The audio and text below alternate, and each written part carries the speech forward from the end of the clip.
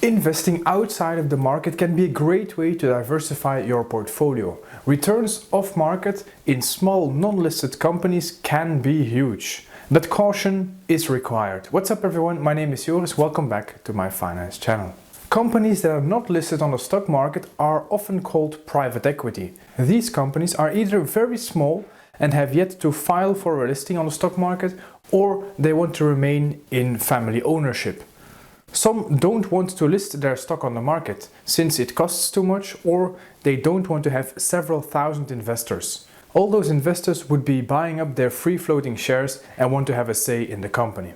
As a private investor, investing in these companies is impossible since the company is not listed.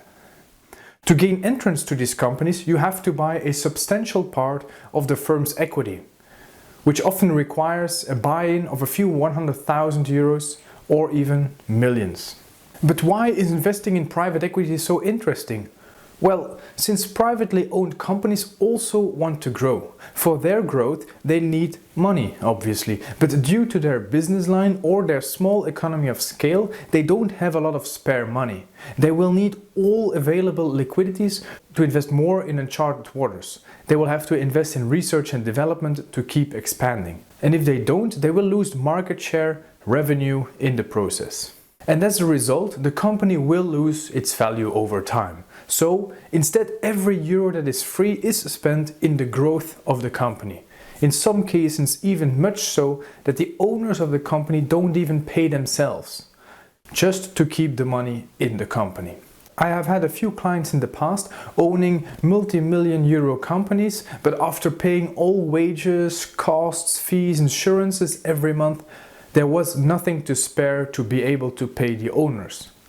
The company kept growing, it kept expanding and earning more and more money, but little to nothing went to the actual shareholders, the actual owning family. At the end of the month, the owners were paid less than some of their employees. Obviously, a company's main priority is to keep all revenue in the company and keep investing it in the company. So as a private person, the owners often don't earn more than minimum wage. And after a while, a company owner might want to have more personal capital, which was built up in value in the company after all, and they will want to take out some money out of the company. Because what is the point of having a company that is worth in the millions of euros if you are not able to do anything with it? At that time, you might want to sell off part of your company. If your company is too small to list on the stock market, but you still want to attract external investors, you might want to decide to opt in to find investors via private equity firms. In this case, a big investment company will buy a part of the company. The advantages for the owners are that they can sell off a part of their company and get a lump sum of money as a private person. So basically they are cashing out part of their company. But also important to note, the owners remain the main shareholders. They are only selling off part of their company and they keep more than half of the shares. So the company remains theirs at the end. The private equity investors become part owners of the company, often owning 10 or 25 or even 49% of the shares of a company. As a result, they have a lot of decision power in the company. And this can be a good thing, since they will bring along their knowledge about growth and investing and mergers and acquisitions. A company's owner knows his trade and he knows it to a T, but they have no clue about mergers, acquisitions, investments and long-term value creation. They will need some outside knowledge for that. And since the owners often keep more than half of the shares of the company, they will always be the last voice when a vote has to be cast. It is their company and it will remain their company, so they won't ever lose it. The pros for the investment company is that they can help the company to grow. For them, it is a long-term investment and it's often a gamble. If it pays off, it can pay off greatly and it can earn them a lot of money.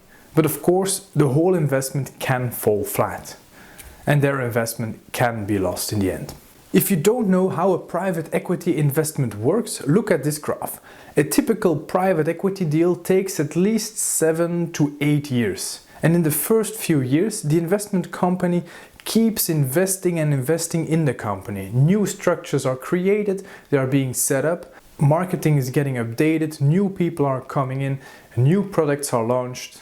Whatever is needed for the growth of that particular company. From year 2 and on, a small distribution can be noticed and new policies are finally starting to pay off. Up until year 8, these distributions keep on growing and the money keeps flowing in. And of course, the money is paid out to the investors, meaning the owners of the company and the investment firm. At this point, most private equity firms will stop their investment. They will sell it back to the owners or sell it to others. They might even bring it to the stock market. In the years 9 and after, we can see that the changes that were being made still make money, but the money coming in is slowing down. In the end, the company has made several changes. It has made a lot of money and it retakes its place in the market. At this point, the owners can decide to sell the company altogether. After all, it is now worth a lot more than before the private equity investors' plan. Or they could just continue working with this new setting. As investors, you and I too can be part of this way of value creation. But as you might have guessed, we are working with companies that are not listed on the stock market. So they provide limited access to their books, to their financial books. So it's always a shot in the dark to know their internal financial kitchen. It is a risk. But as an investor, you can decide to support an investment firm by handing them capital to invest in companies. Most buy-ins are set on 250,000 euros. That is a lot of money, especially if you're investing it in one single company, where you have no idea what the result will be. You're also not choosing the company, so that's really risky. Apart from that, the investment firm will often charge you a holding fee for your money. A running cost of, for example, 2%, and often a 20% fee on any capital gained. That is a lot of fees. But of course, if your investment takes off and your investment is over 100% in those few years, that is a great investment and the costs are secondary at that point. Another risk is that not all possible private equity investments will succeed. If you have invested 250,000 euros in a company that takes off, that would be awesome and you will be making a lot of money. But if it fails, you're out of money. But luckily, we as small private investors can also enjoy the returns that are made in private equity. There are several private equity funds where you can buy just a few shares of a fund or an ETF and thus invest in private equity indirectly. In this option, you are often investing in a huge fund managed by a bank or a big investment firm with a lot of knowledge behind them, but maybe also with more running costs and interest fees. Apart from the funds and the ETFs, some listed companies also perform the same investment strategies, and it's very easy to invest in those. You might have heard of companies like GIMP, Sofina and Berkshire Hathaway. Risk-wise, the diversification of a fund or an ETF is greater than that of a single investment company, obviously. So the returns are also more diversified with a fund.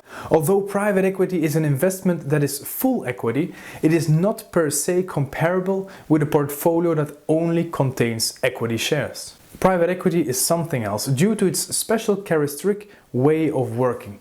Their advantage lies in the liquidity of their investments. Investment promises are made for at least 7 years, so once the contract is signed, the investments will happen, whatever the stock market is doing at that time. Or in other words, if there is a major stock market crash, the ideal time for investing for most listed firms, most firms decide not to invest and wait out the markets. On the other hand, in private equity, the 7-year plan is set out at the start, so stock market crash or not, investments will be made and value will be created. This is a major reason why private equity often performs better than the global stock market, in particular in years with a dip in the markets. And this added risk in very small and specific firms and the reduced liquidity translates in a pretty risky investment. But as with most investments, the more risk you are willing to take, the more return that is potentially there to grab. And the history of private equity proves to be just that. You can see that since 1993, private equity has outperformed all major indexes by a full 4 to 6% per year, and that is a huge difference, resulting in an end portfolio that is 3 times as high as a portfolio focused on the S&P 500 stocks, or almost 5 times as high as a global index. And that is just on around 23 years. I personally think private equity has a place in all investment portfolios. Its main target is so much different than a global equity portfolio. It is more of a diversification tool than a real addition to your equity investments. The returns of private equity funds are a lot more sentiment driven as well. So when the markets are doing bad, investors are scared and they sell everything, stocks, bonds, funds, whatever, they sell everything. A private equity company might lose value, but again, a company that is under the aid of a private equity firm, investment firm, is actively growing and working on that growth and will adapt to the problems at hand on the market at that time.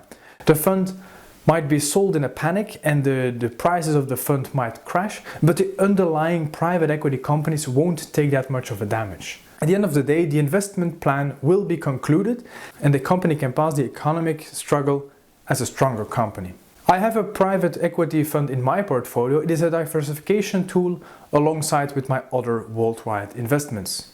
So what about you? Do you think that private equity investing is something that you would support, or is the risk too great for the reward? Are you interested in a private equity fund or in individual companies like GIMP, Sofina or Berkshire Hathaway? Let me know in the comments below. Let's get a discussion started here. If you've enjoyed this video, please leave a like for the YouTube algorithm. You know it by now. Share the video with a friend or share the channel with a friend and get this personal finance knowledge shared. Let's get it more popular with our youth. And don't forget to subscribe to the channel if you have not done it already. I thank you very much for watching and I hope to see you in the next video.